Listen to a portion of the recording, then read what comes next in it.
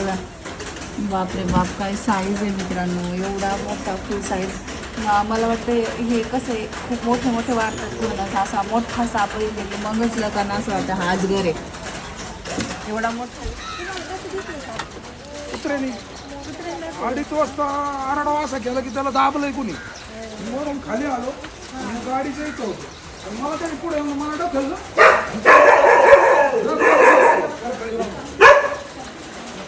सगळं काढलं मी आलो.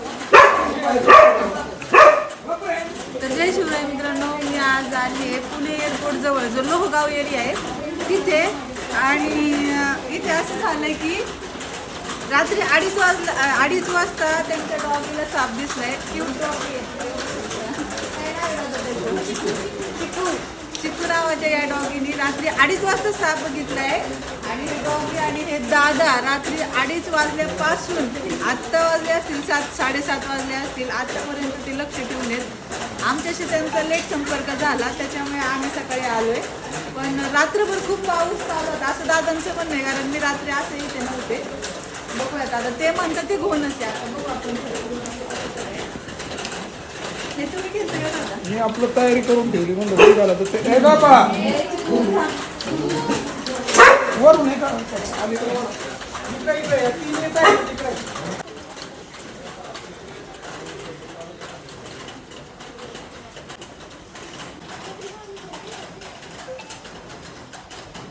दादांचं म्हणणं आहे घोणस आहे. बघूयात. बापरे बापरे, काय मोठा घोणस आहे, फुल साईज.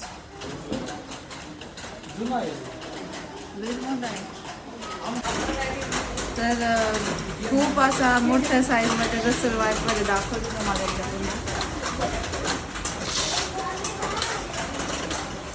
बघा, बापरे बाप, काय साईज आहे मित्रांनो, एवढा मोठा फुल साईज. मला वाटतं हे कसं आहे, खूप मोठे मोठे वाटतात म्हणून असा मोठा साप येते की मगच लोकांना असं वाटतं हा अजगर आहे. एवढा मोठा विषारी साप, त्याला लोक अजगर समजून फसतात. आणि मग असं घराचा एरिया आहे, अंधारात कोणाचा पाय वगैरे पडला तर बाईट होतात. पावसाळा आहे, तुम्ही सुद्धा काळजी घ्या. कारण काय होतं, पावसामुळे आहे ना सापांच्या बिळामध्ये पाणी जातं, जेणेकरून साप काय होतात बाहेर पडतात. हे घोणस सापाला पाणी सहन ना होत, त्याच्यामुळे पिळ्यात पाणी गेलं की हा लगेच आडोशाला इकडं तिकडं आपल्या घराच्या पार्किंगमध्ये, पायऱ्यांच्या खाली, जिन्याखाली वगैरे घुसतात. त्यामुळे अडचण ठेवू नका. पावसाळ्यामध्ये कुठल्याही प्रकारची अडचण आपल्या घराच्या आसपास नाही पाहिजे, जेणेकरून तुम्हाला सापाची सामना करावा नाही लागणार. आता ही बॅग सेट करते आधी, कारण साप खूप विषारी आहे. मग आहे असं या बॅगेत पॅक करणार आहे मी. ते दादांनी ट्रॅप लावला होता पण तो काही गेला नाही असा.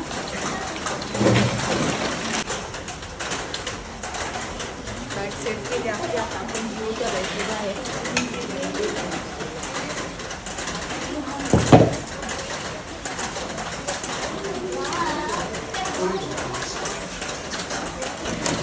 दादा हे धरा हो. हात ओढलाय ना ते काहीतरी खाऊन बसलाय. काही नाही खाणार नसते, घुस वगैरे खाल्ले असेल. माझं नेहमीचं तुमच्यासाठी एकच वाक्य असतं, ते म्हणजे जिथं घुस तिथेही घोणस. कारण या सापाला घुशी आणि उंदी खूप आवडतात.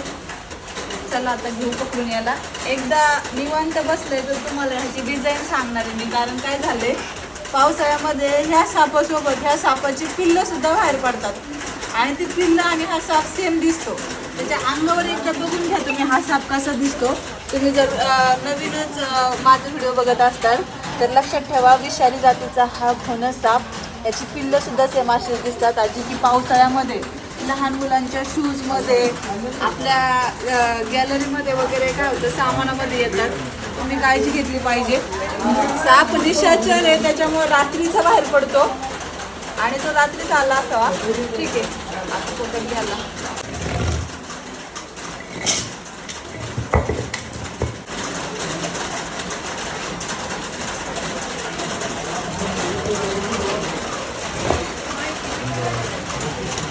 चांगला डोळा खालून बसलेला आहे, पोटात काहीतरी खाल्लेलं आहे, त्यामुळे आपण जास्त त्रास नाही देणार त्याला.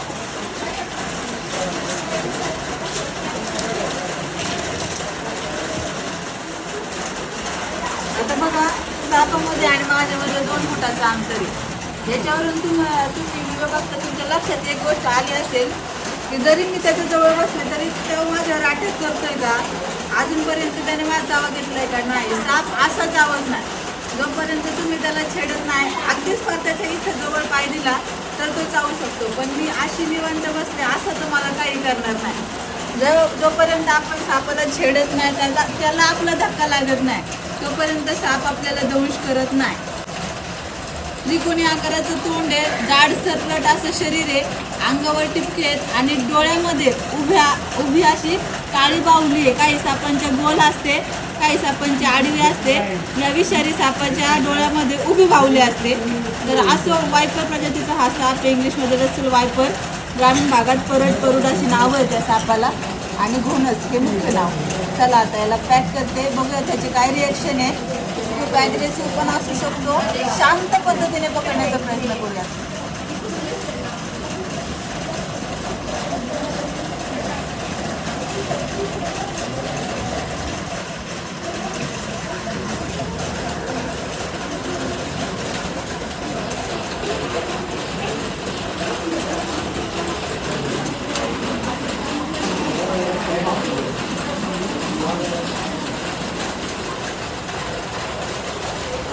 त्याला चावू जाणवली, कारण मी आता त्याला स्टिक लावली तर त्याला आता त्याने कुंडली सोडली.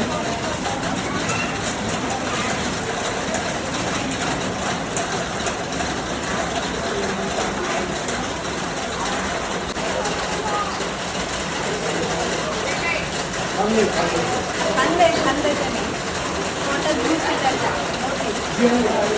मोठी घुस आहे पोटात.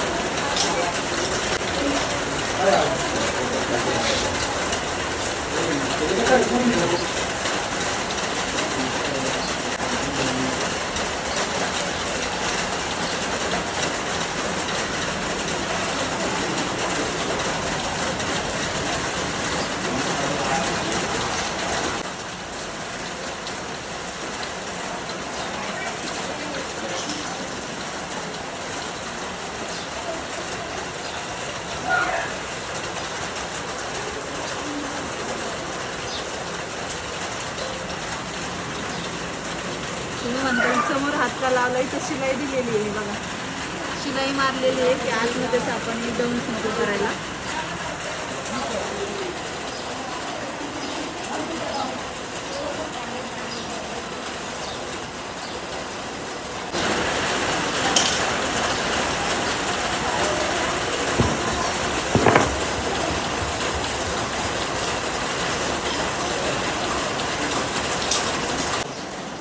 मी बघितलं म्हणलं त्याचं म्हणजे हलायचं नाही, म्हणलं काय रात्र 2:30 आत्तापर्यंत थांबलं. पण म्हणलं रात्रभर जागेत हा खुर्ची लावा म्हणजे बसूनच आहे.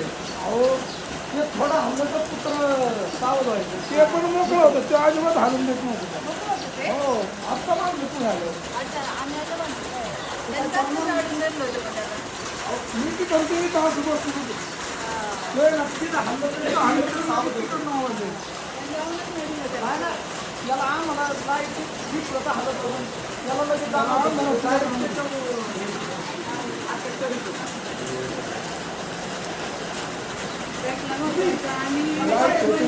लाईट होती ना रात्र, लाईट मिळलं आणि मोकळं होतं लगेच दिसलं.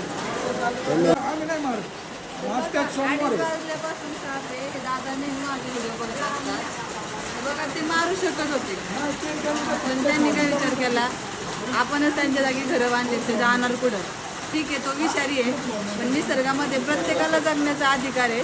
माणूस म्हणून आपल्याला पण इतर प्राणी पक्षी मग तो साप असो काही, कारण प्रत्येक प्राण्याला त्याने खूप विचारपूर्वक घडवलेलं आहे. त्यामुळे आपल्याला अधिकार नाही आहे कुणालाही मारण्याचा. दादांचे धन्यवाद आहे, त्यांनी एवढ्या वेळ सापावर लक्ष ठेवलं, आपल्याला कॉल केला, आपण व्यवस्थित रेस्क्यू केलंय. तर बघा चिकू, हे बघ तुझा साप याच्यामध्ये हा, त्यांना वाचलं कीच कळतो, मांजरांना कुत्र्यांना सापाचं.